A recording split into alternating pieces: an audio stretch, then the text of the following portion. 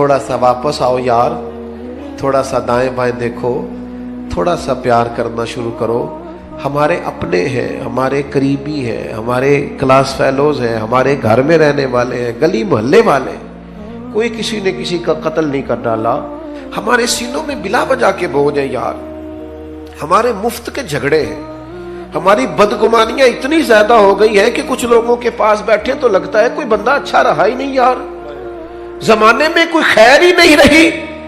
وہ مخلوق جس کے بارے میں رب کہتا ہے لقد خلقنا الانسان فی احسن تقویم, اور وہ امت جس کے بارے میں رب فرماتا ہے کنتم خیر امت, اتنے بڑے اعزاز والے لوگوں کے شکوے اور پھر صحیح العقیدہ لوگوں کے شکوے. وہ میرے بھائی تھوڑا سا تو گنجائش پیدا کرے. دو ہی بندے ٹھیک ہے, ایک میں ٹھیک ہوں, ایک جو ہاتھ باندھ کے میری ہاں میں ہاں ملاتا ہے وہ ٹھیک ہے, اور تیسرا بھی ٹھیک ہوتا ہے. بھائی تھوڑی تیسری کی بھی سنیں, اپنی طبیعت سے بوجھ اتارے, اپنے گمان کو اچھا کرے. آپ کو پتہ ہے ڈپریشن اور ٹینشن سب سے زیادہ کب ہوتی ہے, اور یہ مرض غریبوں کا نہیں امیروں کا ہے زیادہ تر, پاکستان میں بڑھتا جا رہا ہے. اپنا ہی بوجھ معاذ اللہ لوگ اٹھا نہیں پاتے اور خودکشی کرتے ہیں. یہ جان تیری نہیں ہے, یہ اللہ کی امانت ہے. یہ تو اپنی مرضی سے نہ دنیا میں آیا ہے نہ اپنی مرضی سے جا سکتا ہے. اپنی مرضی سے مرے گا تو خودکشی حرام ہے, اور اگر ان کی مرضی سے جائے گا تو شہادت ہے, پھر درجات کی بلندی ہے. ہم کمزور پڑتے جا رہے. کیوں زیادہ ہوتی ہے ڈپریشن ٹینشن؟ آپ کو عرض کروں, ہم بدگمانیاں بڑی پھیلاتے ہیں, ہمیں لوگ اچھے نہیں لگتے, ہماری رائے مثبت نہیں رہتی, ہمیں اپنی مرضی کے حساب سے لوگوں کو ترتیب دینا ہے, اپنی آنکھ سے لوگوں کو دیکھنا ہے, اپنا زاویہ نگاہ ہے, اپنے دائروں میں بند ہے. او بھائی ہم دیکھو نا, میاں بیوی اگر گھر کے اندر میاں بیوی کا اتفاق نہ ہو تو گھر میں ساری سہولیات بھی ہو تو گزارا کرنا مشکل ہے. لیکن یہ بدگمانیاں کون پیدا کرتا ہے؟ اپنے قریبی لوگ پیدا کرتے ہیں. ویکھو منڈا تھکے آیا, پانی نہیں سو دیتا انہوں, بھائی اتنی سی بات ہے, آپ نے ہلکی سی بات ہی کی تھی, بالکل کوئی سخت بات نہیں. لیکن وہ خامد تو سوچنے لگ جاتا ہے واقعی بات تو ٹھیک ہے, اس نے تو پانی نہیں پوچھا. آپ چلے گئے اپنے کمرے میں, آپ کا وہ ساری رات انہوں نے لڑ لڑ کے جھگڑا کر کر کے گزار دی, اور میاں بیوی کے جھگڑے کا سب سے زیادہ نقصان ان کی اولاد کو اٹھانا پڑتا ہے. میں نے تڑپتے بچے دیکھے ہیں کہ ابا لڑتا ہے, روتی بیٹیاں دیکھی ہیں کہ جوان بچیوں کے ہوتے ہوئے بھی باپ اپنی بیوی کے منہ پہ تھپڑ مارتا ہے. کیوں ہوتا ہے؟ بدگمانیوں کو عروج ہے, غلط فہمیاں پال کے جما لیتے. اچھا گمان, اچھی سوچ, اور وہ آپ کے تزکیہ نفس کی سوچ کو مضبوط کرے گی. مسلم شریف میں لفظ ہے, حضور نے فرمایا اچھا سوچا کرو, اچھا سوچنا بھی عبادت ہے. تم گمان اچھا رکھو, اچھا گمان. آپ دیکھیں نبی پاک علیہ السلام کا طریقہ کیا ہے سوچنے کا. 10 دن نبی پاک نے طائف میں قیام کیا. یہاں 2 منٹ کوئی شخص کسی سے ذرا ٹکرائے تو پھر اس کا لہجہ دیکھیں, آپ دیکھنے والا ہوگا. 10 دن حضور نے قیام کیا ہے اور ان کو تبلیغ کی ہے, اور جواب میں پتھر کھائے.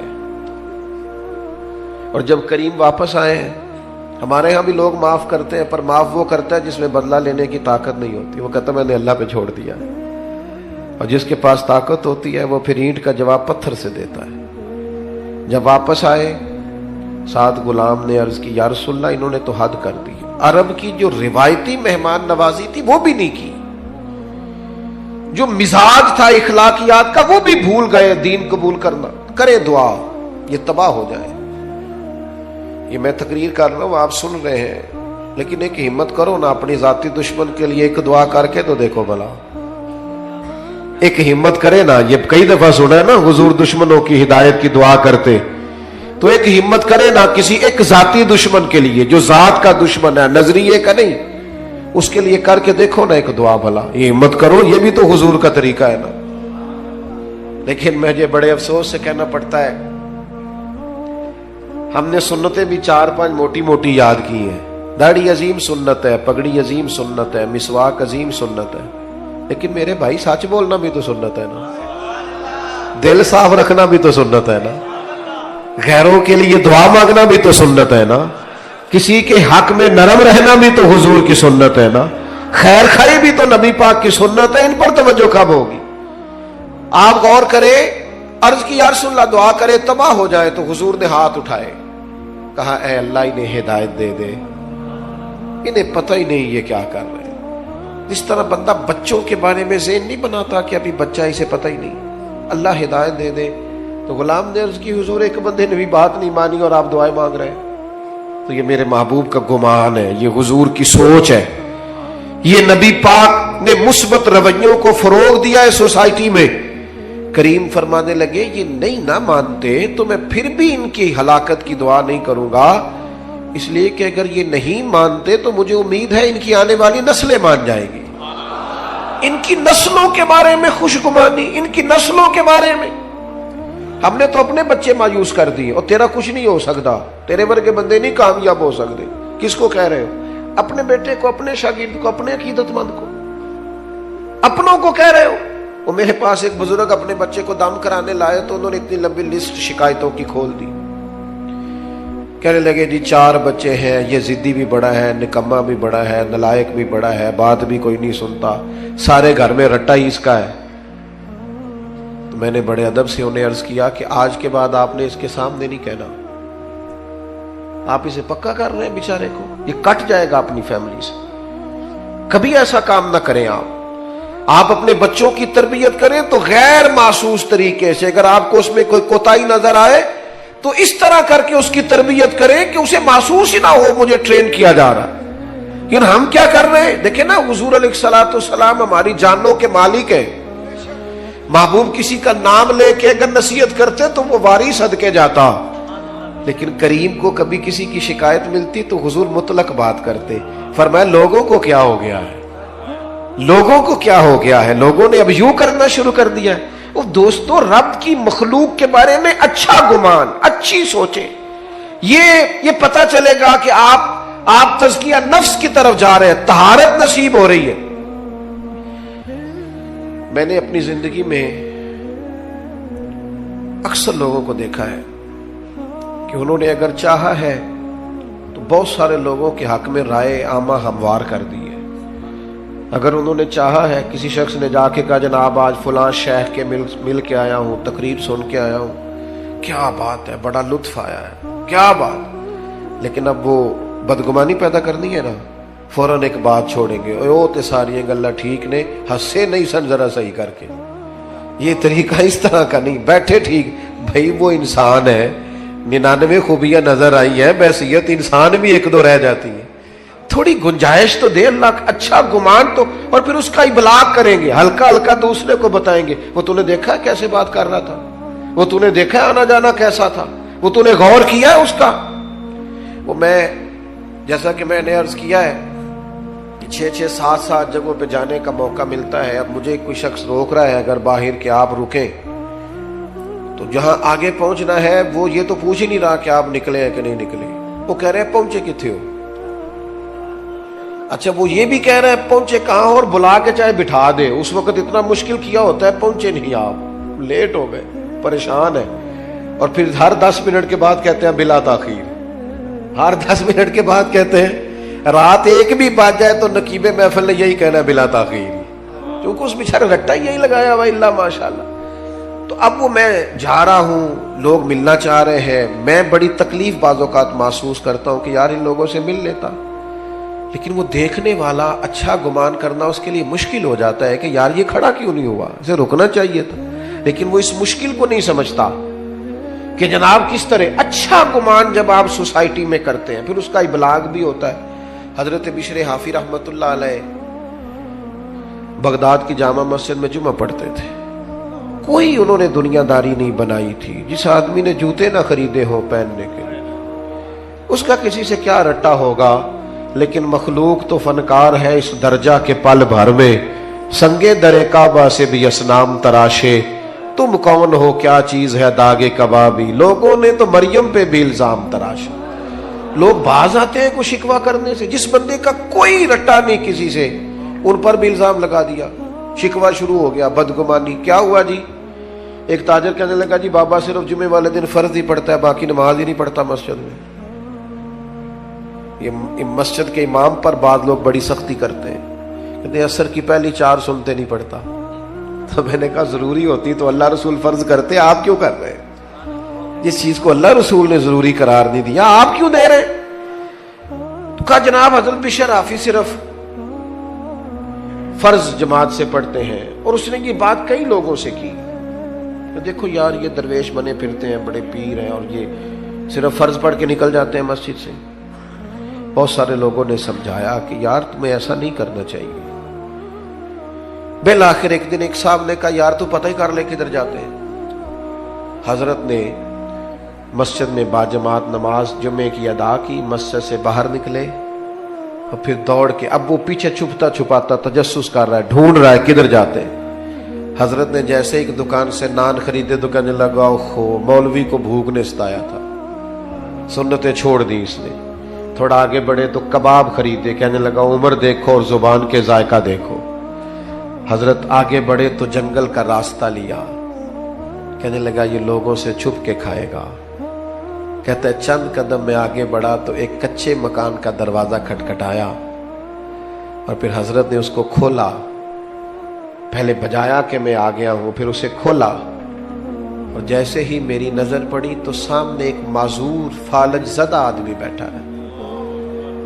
شیخ دوڑ کے گئے, مٹکے سے پانی پیالے میں ڈال کے پہلے اس کا منہ دھویا, پھر اسے سیدھا کر کے بٹھایا, اور پھر لقمہ توڑ کے اس کے منہ میں رکھا, اور ساتھ ہی کہنے لگے معاف کر دینا, جمعے کا دن تھا, لیٹ ہو گیا ہوں, ابھی تو میں نے سنتیں بھی پڑھنی, ابھی تو میری بقیہ نماز رہتی ہے.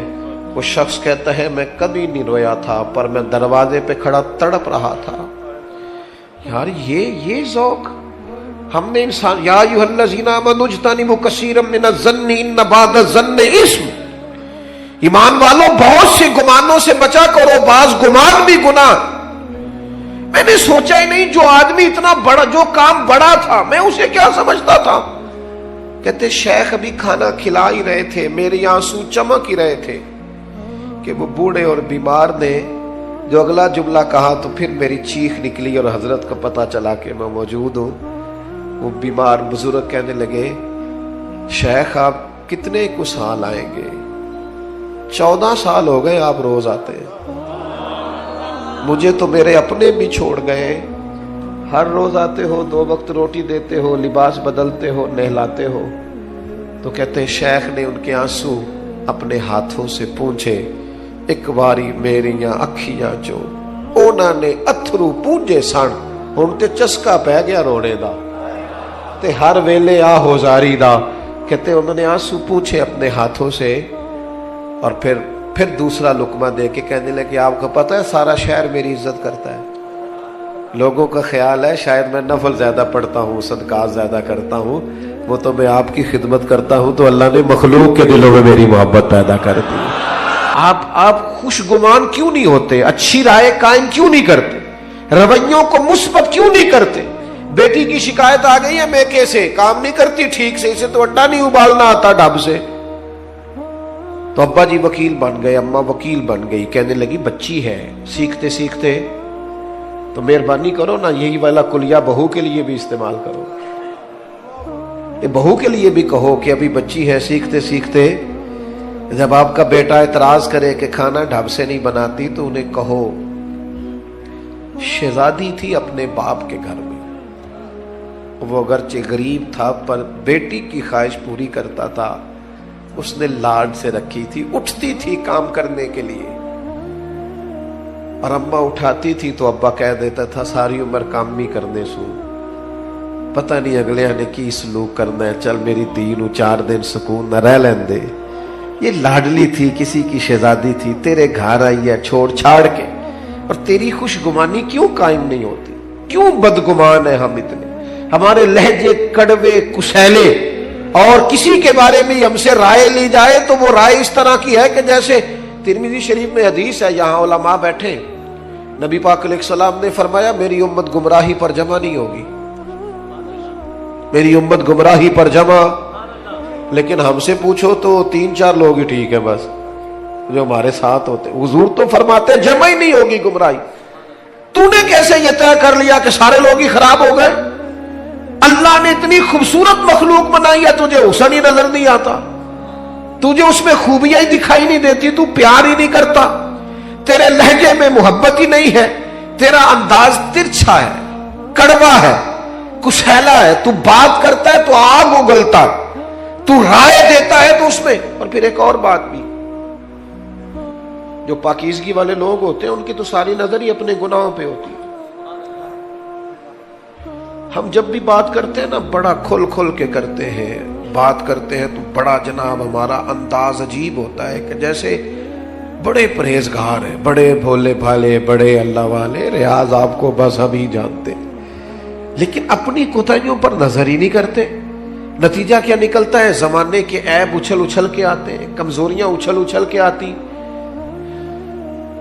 صاحب مکتوبات 2 صدی نے ایک بات لکھی ہے، کہتے ہیں حضرت موسیٰ کلیم علیہ السلام کو نا ایک دفعہ حکم دیا گیا تھا کہ بستی میں سب سے اچھا آدمی ڈھونڈ کے لائیں. تو اب جسے حضرت موسیٰ اچھا کہیں گے بھلا کتنا کو اچھا ہوگا. جناب کلیم نے ایک متقی پرہیزگار ظاہر و باطن کا حسین آدمی ڈھونڈا، مالک یہ سب سے پرہیزگار ہے.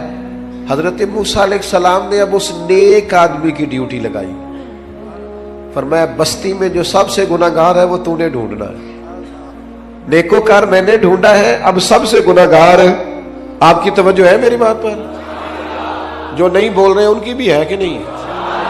بس میں سوئی میرے سامنے آپ فکر نہ کریں.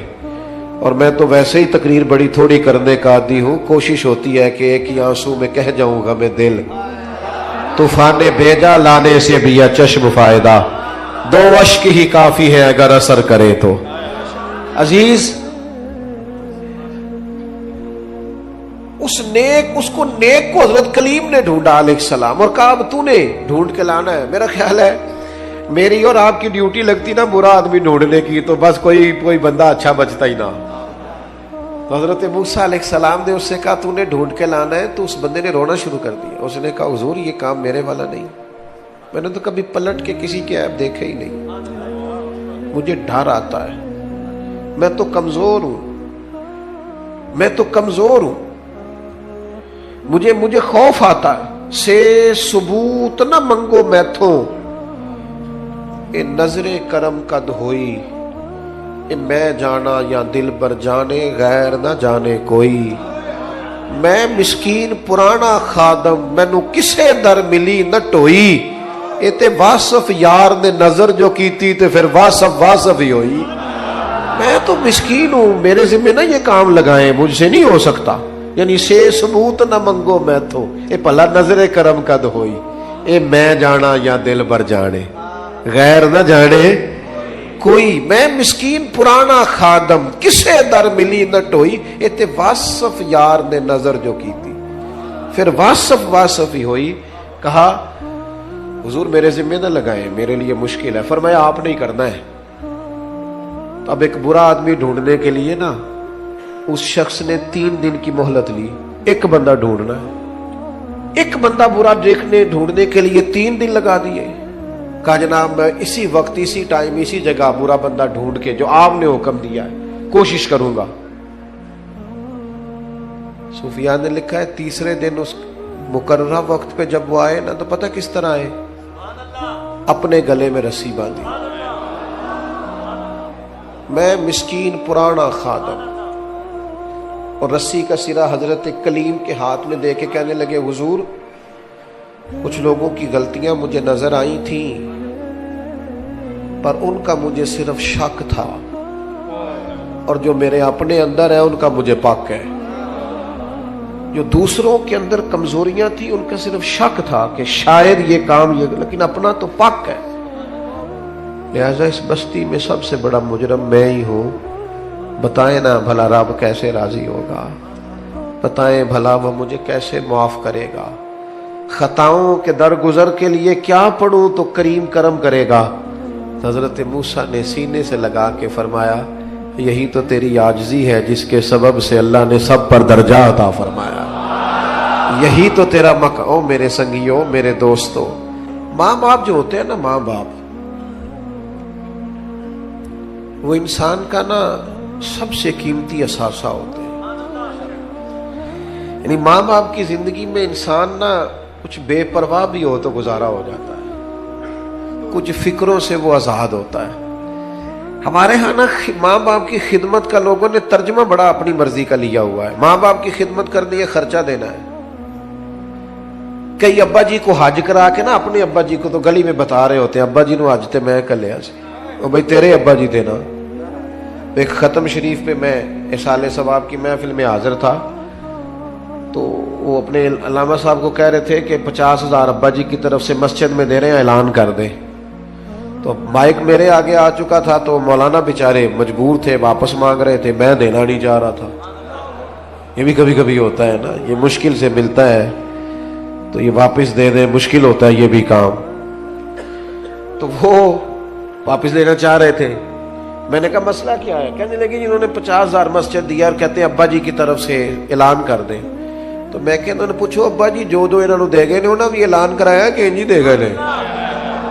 ان سے پوچھو وہ ساری دکانیں، پلاٹ، پلازے ابا نے اعلان کرائے کہ فری میں دیے. یہ اتنی لاکھوں کروڑوں کی جائیداد میں سے 50,000 ابا کے نام پہ دے رہے ہیں اور ساری دنیا کو بتا رہے ہیں. یہ سمجھ نہیں آتی.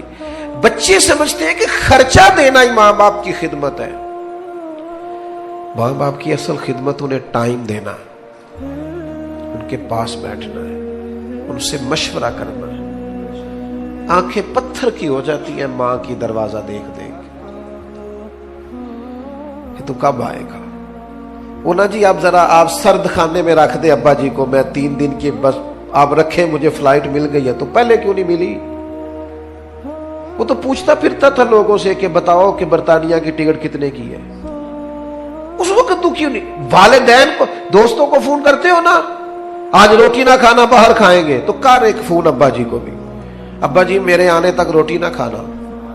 ایک فون کر تو صحیح. اس دن ان کو شوگر کی دوائی نہیں کھانی پڑے گی، اس دن ان کو نیند کی گولی. وہ میرے پتر دا فون آیا، تو بیمار اما کو فون کر، روٹی میں نے تیرے ہاتھ کی کھانی ہے، دیکھنا وہ بغیر دوائی کے اٹھ کے روٹی پکائے گی.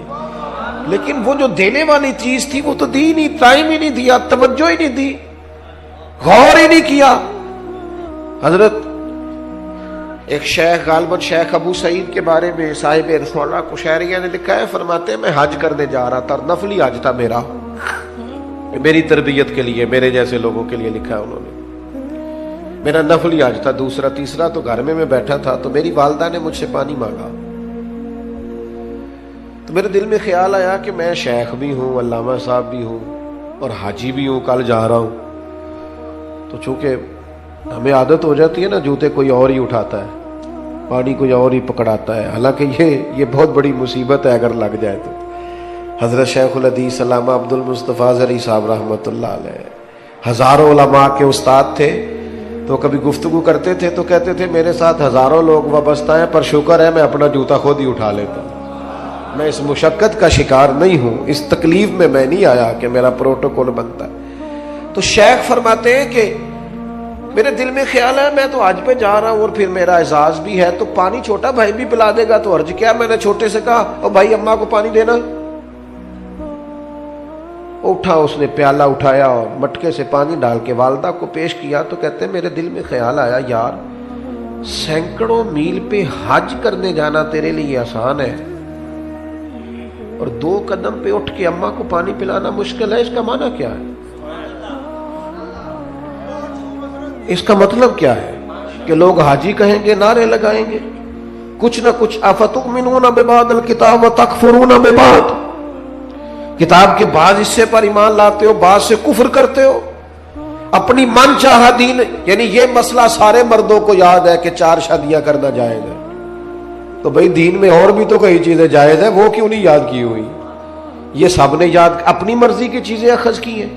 تو میرے عزیز شیخ فرماتے ہیں میں نے حج کا ارادہ ملتوی کیا اور میں نے سوچا 1 سال پورا ماں کی خدمت کروں گا اور اگلے سال حج کرنے جاؤں گا کیونکہ میرا نفل حج ہے. थोड़ा सा चीजों पर गौर करें। पहले तो हमें बच्चों को कहना पड़ता था ना मोबाइल कम चलाएं, अब बच्चे कहते हैं कि अब्बा जी से कहें कि जब घर आए तो थोड़ी देर मोबाइल तो बंद किया करें। को हमने भी अपनी दिल की बात करनी होती है, घर वाली कह रही होती है 2 मिनट इसे छोड़ो, हम तो टाइम ही नहीं देते। माँ बाप को वक्त दें। और आखिरी गुजारिश ये करनी है, जब वो दुनिया से रुखसत हो जाए तो फिर भी वो माँ बाप है। 12 हक आला हजरत बरेलवी ने लिखे हैं वालिदैन के विसाल के बाद जो औलाद के जिम्मे होते। तजहीज़ व तकफीन है, जनाजा है, तदफीन है, जनाजा है। फिर अगर उनके जिम्मे कर्ज है तो कोशिश करे औलाद अगर हिम्मत करे तो कर्ज अदा करे, उनके लिए रोज दुआए बख्शिश करे, उनके दोस्तों से रिश्तेदारों से अच्छा सलूक करे। और यहां तक लिखा है इमाम सुयूती ने कि कोई ऐसा काम ना करे जिससे देख के लोग दुनिया से गए हुए वालिदैन को भी बातें करें। वो थोड़ा अपने लहजों पर, अमलों पर गौर करे कि मेरी वजह से कहीं मेरे कबीले को, मेरे वालिदैन को कोई शख्स बात ना करे। आपको पता है बड़े लोग तारीफ करते हैं, पर यह तारीफ बड़ी मजेदार होती है। किसी चंगी मां दा पुत्र है, ये बड़ी मजेदार तारीफ होती है, इसमें बड़ा हुस्न होता है अगर आप कबूल करें। मेरे अजीज, कोई ऐसा काम ना करें जिसके सबब से लोग वालिदैन पर उंगली उठाएं, अपने लहजों में मिठास लाएं, तबीयत को हल्का फुल्का करें। और ये जो एजाज और प्रोटोकॉल और मैं भी हूं, इस जिंदगी से ना उठ बुलिया ना चलो थे वसीए जिथे वस देनी सारे अन्ने, ना कोई साड़ी जात पछाड़े ना कोई सानू मन्ने। थोड़ा सा ना बिल्कुल नॉर्मल सी लाइफ गुजारे, ज्यादा चक्कर में ना पड़े कि मैं भी होता हूं, मुझे भी होना चाहिए, मेरा भी नाम होना चाहिए। इससे थोड़ा सा ना आप जमीन पे रहेंगे तो जमीन वालों से रिश्ता कायम रहेगा, आप लोगों के बीच रहेंगे तो उसमें आसानियां होंगी। अपने वालिदैन से खुसूसी ताल्लुक पैदा करें, हर रोज सुबह उनके साले सवाब का बंदोबस्त करें, पाबंदी से कब्रिस्तान जाएं।